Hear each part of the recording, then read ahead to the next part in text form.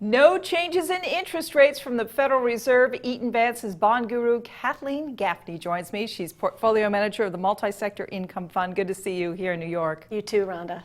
Let's discuss what the Fed did and did not do today.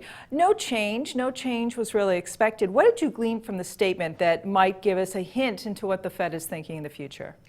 They're keeping the waters calm until we get past November.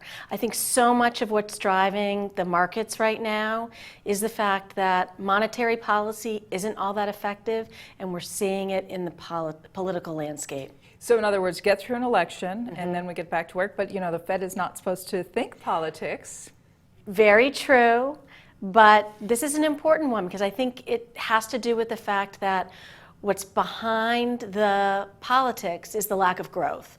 And so monetary policy on its own has not been effective. But monetary policy with government action, public spending, will be a good impetus. And it's interesting to me that the Fed didn't say a lot, it's unchanged, but we also had Abe really passing the buck to Kuroda this week. So some interesting passing of the baton or attempts to get some movement there. Kathleen, there was a line about near-term risk to the economic outlook diminishing. So we could take that as a positive, right? Because we're always worried about what's happening globally. The Fed says, as always, they're going to keep an eye on that. But it certainly seems nothing to make people feel alarmist or make people worried about earnings going forward. Right. It seems to be the status quo. We keep moving forward, but not too robust, but also a recession is clearly not on the horizon. Which is good news. There's also no inflation on the horizon, really. It's the usual line about oil prices being a factor, but it's not like they're missing out if they don't make a move right away. Exactly. And what we have seen, partly due to what happened with Brexit and concerns about Europe in the fall, is the strength of the currency. The dollar has been a little bit stronger of late, and that's what the Fed needs to watch as well, because a strong dollar will weigh on earnings here in the U.S. So let's bring this first to the consumer and then the investor. I want to refinance my mortgage. Is it too late, or do you think rates will continue to drop? That is the big question.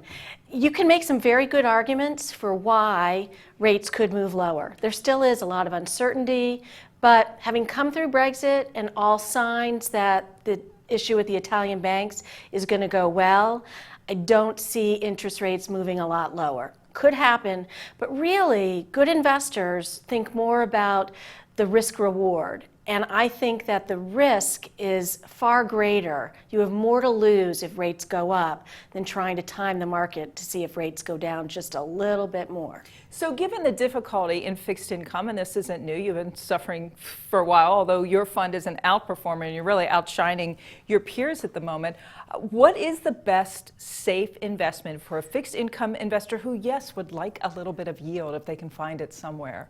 That's an excellent question, because I think in the current environment, what everyone thinks about as safety isn't necessarily safe. I actually think that right now is a good time to own a little bit of everything.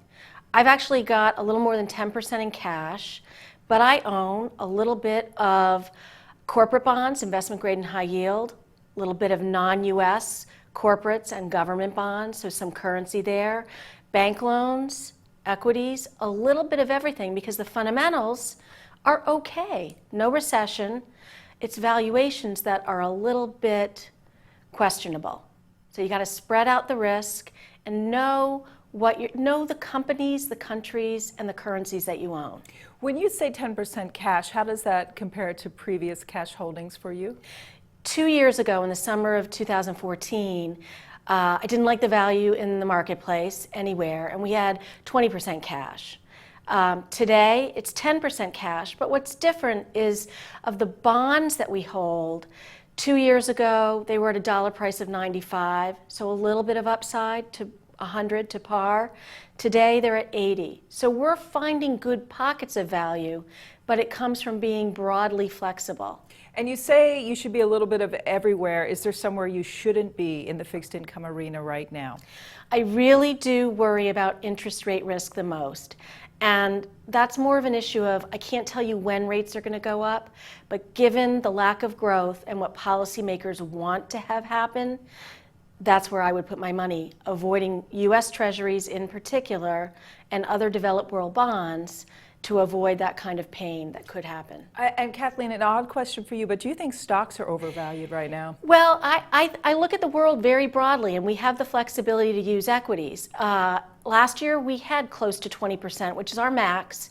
And as we got past this tough start to 2016, we took advantage of the rally and reduced our equity exposure, and we did so again towards the end of May. So we're at what I would call a neutral rate. I think there are a lot of stocks, just like in fixed income, that are overvalued. You can still find pockets of opportunities, but you have to be very selective. I like large cap, high quality, with a nice dividend yield, but not reaching for yield. And finally, are you positioning your portfolio for a December rate hike? In a way, yes. It won't matter whether we get it or not, but I think the more cyclical parts of the economy are where there is better value today. So if we get a hike, we should do well. If we don't, we've got some good income potential in there too. Kathleen Gaffney of Eaton Vance, great to see you. Thanks so much. Thanks, Rhonda. I'm Rhonda Schaffler for The Street.